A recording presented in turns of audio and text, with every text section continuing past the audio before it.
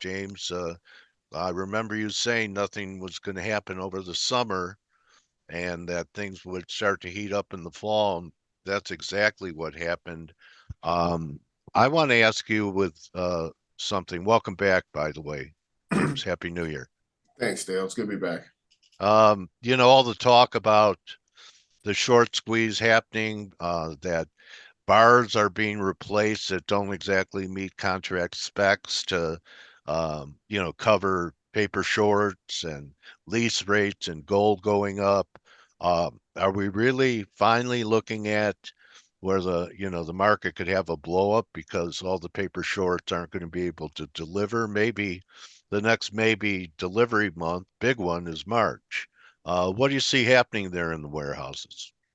So the warehouses have had a lot of inflow in the last few months, especially in gold, some in silver as well, platinum too. I'm guessing it's basically bank desks just repositioning in case the worst came to pass and they actually do somehow suck in precious metals on tariffs. Although I think that would be pretty silly in the United States in terms of how much silver we use versus how much we actually mine and pull from our ground. It's like a Hmm. 5 to 1 factor. Like we import 5 times more silver than we actually mine. Okay. So we'd basically be shooting ourselves in the foot if we did that. Our input costs would go up. And if, I think ultimately the tariffs are about setting up a situation for, reshoring a lot of high end manufacturing. And so my hunch is he's going to be hopefully, I would think they're smart enough. If they're going to use tariffs, they're going to be uh, applying tariffs to the products they want to compete in. So they have more of a level, playing field. So my hunch is precious Okay. metals will be exempt. But that is a hunch. They did slap tariffs on gold coming out of China. His last term in 2016, Okay. and so for instance, gold pandas became Oh yeah, I remember those panda coins. yeah, they became a Yeah. little bit more expensive, and that's basically just a 5% tariff, I believe, they slapped on them. So they basically became non-competitive, and they disappeared in terms of market share because of that reason. Really, it also didn't help that they went to a weird 30-gram size versus 1 troy ounce size, which is what United States investors are usually used to. So but yeah, I see repositioning because I think banks are concerned, and it's understandable that they could easily get caught. Caught. Yeah, Yeah. in a situation where they don't have enough metal stateside, and they have to pay through the eye to get it stateside after the tariffs get them in. But I'm guessing that the authorities are not going to be that dumb. Because if you look at just how much silver we really require to be industrially significant in the world, again, we import 5 times more than we actually mine from our ground. So it doesn't make all that much sense in terms of competitiveness to do that. Okay. I believe your take on the gold silver ratio was that the gold silver ratio would head higher. We're pressing pretty important highs here. Silver has underperformed gold by a mile. You looking for continuation of this gold silver ratio huge range we've been in, James, for about 2 years now between 90 and call it 77, 75, 15-point range. Yeah, Could we?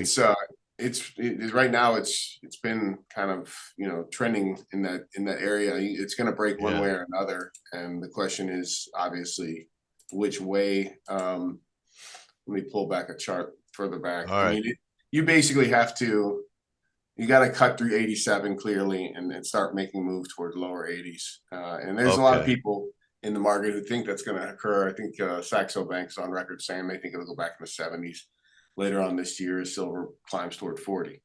So that's the highest probability is that I think if you're talking about silver for the year is that it'll tighten against gold. Right now, gold is Okay. leading. When you look around the world, I mean, it's in record nominal price highs and almost every major currency outside the United States dollar. So even in Yeah. New Swiss, highs. Yeah. yeah, Swiss francs, new highs. You could go ahead and share, James. I Oh, sure, released. Yeah. sure. So Let me share. One yeah. second. So with this red wave and everything, are you? Um, optimistic about the industry now, or um, You is know, right Trump now going to be? Go ahead. I mean, can you see my screen right now? I see Google. Yeah, Okay, there you cool. go. All right, there now I have gold silver ratio up. Okay, cool. Yeah, in terms of the industry, like on the street level, on the retail level, we basically have a situation where, you know, the amount of buying has kind of slowed and dissipated, and there's a lot of people who are running out of cash, and a lot of sellers on the street level. You see a lot of people on a lot of YouTube channels who have brick and mortar stores talking about that phenomenon. Basically, the amount of sales is not that high, but I mean, all we are is really a one major news event or anything in the market that really moves it for that to change very quickly. And so, you know, I remain reluctant to think that this is going to continue for much longer. I'd imagine something will Well, occur. something new may be developing here, peaking the dollar over the last week. Yeah, That can't hurt. yeah, and you know, if there are tariffs against China, I would assume they're going to devalue the yuan, and that'll create holy chaos. I'm sure in Oh, the let it markets. go. Yeah. Yeah, they let it go beyond 7.3s, and Hmm. that will likely create a lot of chaos and unknown unknowns that people aren't ready for, and there'll be a lot of things that happen this year. Yeah, I I don't know. Go I ahead. don't know if it's going to happen. I know that he's planning to visit China, Yeah, President Trump, within the first 100 days. So they're going right, to try and do a deal first, probably before it gets ugly, right. right? Yeah, it's so you know, I would assume that things aren't, you know, if you look at markets, they're stretched in virtually in terms of valuations. How long can we stay so stretched? Will it stay that way throughout his entire 4 years? I doubt. I imagine something will happen. And they'll try and that ultimately there'll be problems in the financial markets. I can't imagine that we'll continue to get through this sanguine as we have for the last few years. But you know, that has been my more or less feeling for a long time that we would eventually have some comeuppance. But you know, as time Yeah, goes on, it's pretty amazing how things have kind of stayed pretty calm. yeah. Well, I mean, this is a change. Anytime you go through a change, usually there's rockiness in the transition, Mhm, getting from point A to point B. mhm, So we'll see. I agree with you. mhm. But in the meantime, we're still blowing off in the S&Ps, about to make new Right. highs. Yeah. I'm very tempted to short it, but uh, you know how you put up an electric fence for a dog. Uh-huh. Anyway, so what are we looking at here? Oh yeah, that's changed. Yeah, The Dow I want to Gold look ratio. I want to look at the Dow Gold ratio just to see it. It does seem like it's slowly rolling over. You know, Yeah, we're at 2.2, and you know it's a safe bet. I assume toward later on in the decade, maybe going into 2030s, we're going to roll back toward 1 to 1. And for people to not think that won't happen, I mean that's just basically a continuation of this just rolling over in time. And you know it's a different phenomenon now with passive investing and all the flows, the way that they work in the markets. But when you just look at the concentration of the so text, what will the prices of both gold and the market be at 1 to 1? 1 to 1, you know, you probably that's a good question. You have 5,000 gold, 5,000 Yeah, S&P. I would imagine so. Nominally, it'll look still pretty Uh, high, but I mean, it's got that maybe way, it's 4 and 4. yeah, 4 and 4, 5 and 5, somewhere in there. Yeah, That's probably yeah. right. I mean, Huh. just thinking it through, if you don't want to have a massive exodus of the stock market, you Right. want to keep it nominally propped up as it Yeah. devalues versus gold. So gold would be the one Right. that would be really surging higher, whereas the S&P would kind of move sideways. Yeah, do you still hate gold stocks? Yeah, still hate gold stocks. I definitely think that is a waste of capital Um, for the most all part. right. All right. And yeah, I mean, I can show people charts, and let me It's the show. most contrarian trade on the board, don't you think? I mean, Yeah, but it's when been. you I know it's been, but It, just because it's been doesn't mean it will always been. I know, but look at You this. know? It's always Yeah. been. Just look at this terrible performance for the most part since Yeah. 2006 or so. Yeah. And this is you know, this is a contrarian winner, right? And that's the argument, is that you have to go through the destruction before the system gets reset or restructured before gold stocks can really make a move. And so I Okay. still think you need to have a rebalancing of the global financial system, and a lot less of these wars going on, and a lot less of these tariffs and fighting over, spheres of influence. And so that's a long. That's not going to happen. Well, that's not going to happen anytime soon, and that's why I Yeah. think miners are a place where capital goes to languish and die To for the most die. part. Yeah, I mean, Yeah. you could have your lucky picks, I suppose, in North America, the right ones in Canada, or the right ones in the United States, in the right jurisdictions.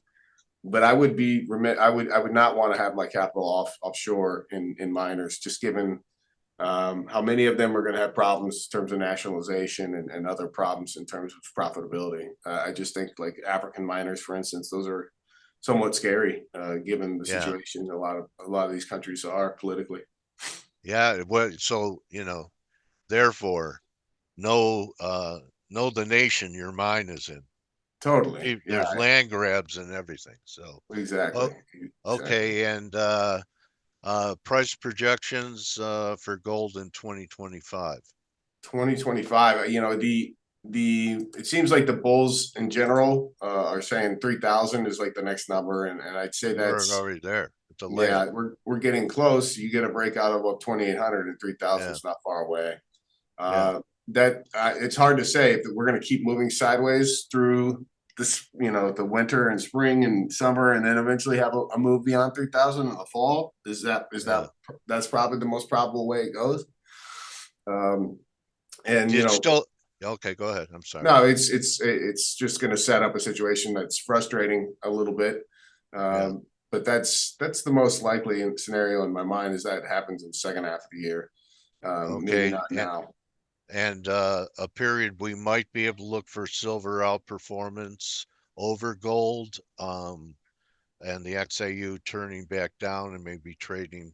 But you and I have talked down the road 50 on the gold silver ratio.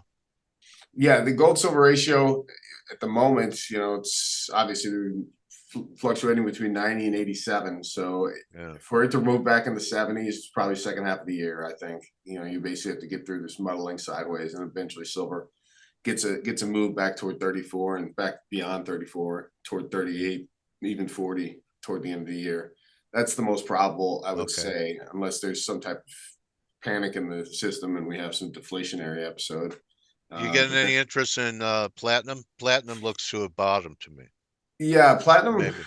It's so hard when you look at platinum, because it's I mean it's one of those things where, look at the Yeah. chart on like a long-term basis. It's Well, thousand okay. seems to be Right. thousand seems to be the number that it's going to be floundering about. It'll probably pop at some point and retest this high 1,300, and then Yeah. probably reset back down to 1,000. So if you're a long-term bull in platinum, you have to think, try and acquire platinum around 1,000 and have a view that's going to last 5, 10, 15 years. Because for platinum to go from 1,000 to eventually back toward these highs of 2,300 and beyond later on in this bullion bull market, you're looking at it going toward 5,000 maybe into the 2030s for different reasons. But it's 1,000. It's a long-term hold, something that you could use as a percentage of your bullion allocation. But I would keep it at low single digits. I wouldn't expect platinum to do anything crazy in the next year or two. Okay.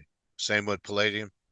Palladium, yeah, I think palladium was the Even one that really, it really showed itself in terms of yeah. that's platinum. I'm sorry. It showed itself in the, obviously we've had a huge run at Yeah. 3,400. We're at 1,000, right? To Yeah. see it go back toward 1,800 at some point, 70%. Yeah. right? It should bounce at some point, but palladium out of all of them would be my fourth choice. I would say it would be first silver and gold, and then platinum. Those are the three I would be focused on. Okay. Why don't you show the folks where they could find your uh, YouTube channel and Sure, where they could reach you to do physical purchases. And sure. there you go. Yeah, SD so it's Bullion. sdbullion.com, and the bottom half you'll find a lot of my videos. Every week I do videos that basically update people on what's going on in the markets. And Yeah. so the videos tend to be 10, 15, 20-minute long, and they're usually synopsis of what's been happening in the week, precious metal related. And so we keep people up to date on what we're seeing in the markets, and that's a weekly affair. We do it on Friday late in the day on YouTube, our SD Bullion YouTube channel. And so yeah, it's free, so you can totally go check out those videos if you like it. Subscribe. Okay. And did you buy any fart coins? Yeah, I abstained from that, and uh, you know, yeah, there's 1.7 billion in that instrument. What's the yeah. utility of it? You bring it to the bathroom with you, or keep it in your pocket in case Yeah, you don't like who you're out with? yeah. I don't know if enough has been said about what Trump did with the Trump coin, the Millennium coin. Uh, I really yeah, don't think. I don't think the rest of the population even knows or they understands. don't. No, they What don't. on paper? What is he like? 30 billion richer? Yeah, if that 80% cut, is spread amongst his cronies, I'm sure they're all Yeah, billionaires. And that at is least that has never happened in this country. no, and it's just it's Not appalling. even an endorsement of an asset class by any president in my lifetime. No, nothing Huh? like this has ever happened. It's pretty Are, incredible. are you sure that you're glad you're back from Panama? You're laughing. That tells me. All right. Yeah. All right, James. Always great to get together with you. And listen, if you want advice on physical and insights on the physical market, James is one of my go-to guys. So follow him on X at James Henry Ann. Check out his videos, and everyone should own some and have a coffee can. Don't you think? In these times? Oh, for sure. Central banks, a lot of them are, their allocation targets are 20% of their sovereign savings, and they're front Yeah, running in yeah. quantities larger than they've ever bought before. And so Okay. rather than listening to the words, just look at their actions. Most of them are going into gold and they're doing it heavily. And so if you're someone who has a liquid net worth that doesn't have any gold allocation, you're obviously Yeah, behind the curve in terms of what central banks have been doing. So yeah. to be like Russia. Look at me, Russia was one of the first that did this, and they've been doing pretty well in terms of where they are fiscally because they got ahead of this Then, then well why before is their COVID. currency crashing? Why is the ruble crashing? The ruble's crashing because they don't have the plumbing like the U.S. dollar does, and so they basically don't have Okay. the power that the U.S. dollar has at the moment. But that'll change in time. I would imagine Russia will be fine overall. They're going to be probably the largest miner of gold for the next 15 years, or one of them. Interesting. And so the amount of gold that they have sitting in their tundra, in their frozen tundra, is going to be coming out in the next 15 years or so. So I'm sure they'll be sound financially for some. What are they fighting over in the Arctic, James? Oh, that's a good question. I mean, that's I think why we want Greenland, right? I mean, it's to Yeah, give us a little bit more exposure toward what's underneath that the waters there. yeah. It's obviously when it comes to like the way the world is, you got to look at territories in the United States. We're one of the most blessed in terms of having two oceans between us, and the Yeah. blessings that we have in terms of what's in our land and what we can mine and what we can drill for, et cetera, et cetera. So we've been lucky in that sense, and to see Trump wanting to get exposure to Greenland so they can have more exposure to the Arctic makes sense because we're behind. I mean, Russia is Yeah. well ahead of us in terms of Yeah. their ability to exploit what's in the Arctic zone, and so I think that's what he's saying, and he's trying to get ahead of that.